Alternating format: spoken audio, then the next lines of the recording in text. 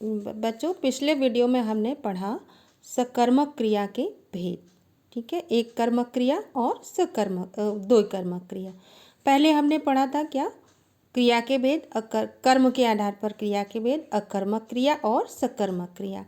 अकर्मक क्रिया आपने पढ़ लिया। अब सकर्मक क्रिया के भी दो भेद होते हैं। कौन कौन से? एक कर्मक क्रिया और द्वि कर्मक क्रिया।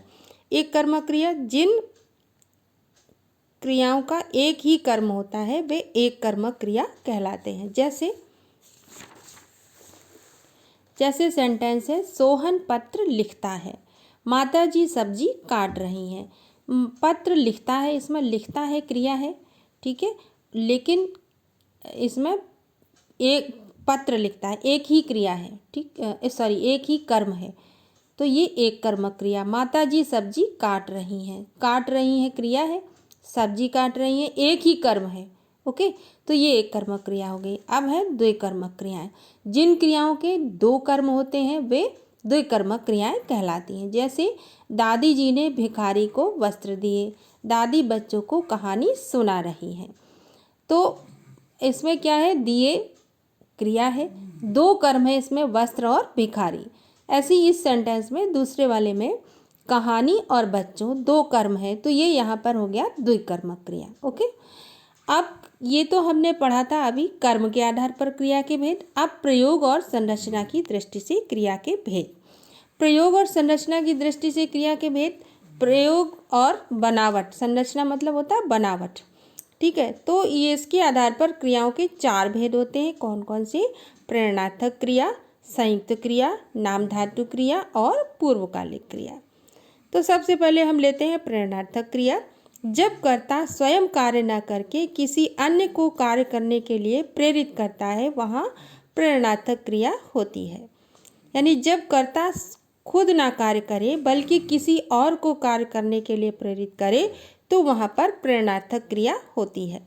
जैसे चौकीदार ने लड़के से पत्र लिखवाया। अब इसमें चौकीदार खुद काम नहीं कर रहा है, लड़के से लिखवा रहा है, यहाँ पर प्रेरणा दे रहा है इसके लिए, तो ये प्रेरणार्थक क्रिया।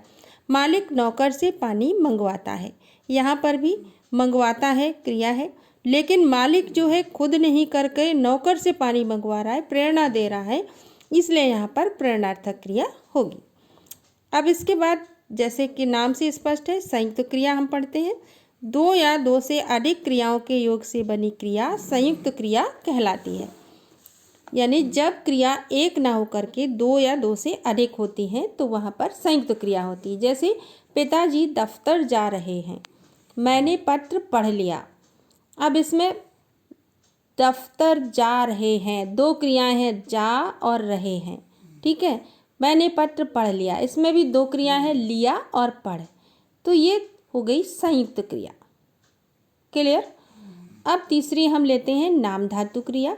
संज्ञा, सर्वनाम, विशेषण आदि शब्दों में ना प्रत्यय जोड़कर बनने वाली क्रियाएं नाम धातु क्रियाएं कहलाती हैं। जैसे शर्म, शर्म संज्ञा है और इससे क्रिया बनी शर्माना। बात, बतियाना।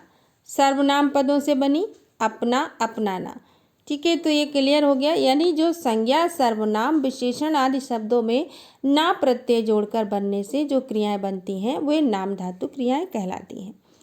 अब लास्ट है हमारी पूर्वकालिक क्रिया। मुख्य क्रिया से पूर्व प्रयोग में आने वाली तथा संपन्न होने वाली क्रिया पूर्वकालिक क्रिया कहलाती है। इसका प्रयोग सदैव कर के साथ किया जाता है। जैसे अध्यापक पढ़ाकर चले गए, यानी पूर्वकालिक, पूर्व में, पूर्व पहले समय में हुई क्रिया को पूर्वकालिक क्रिया कहते हैं। अध्यापक पढ़ाकर चले गए। मैं नहाकर खाऊंगा, मैं उठकर पढ़ूंगा, यानी कर लग गया इसमें, उठना क्रिया है उसमें कर लग गया। ये हो गई हमारी पूर्वकालिक क्रिया। क्लियर।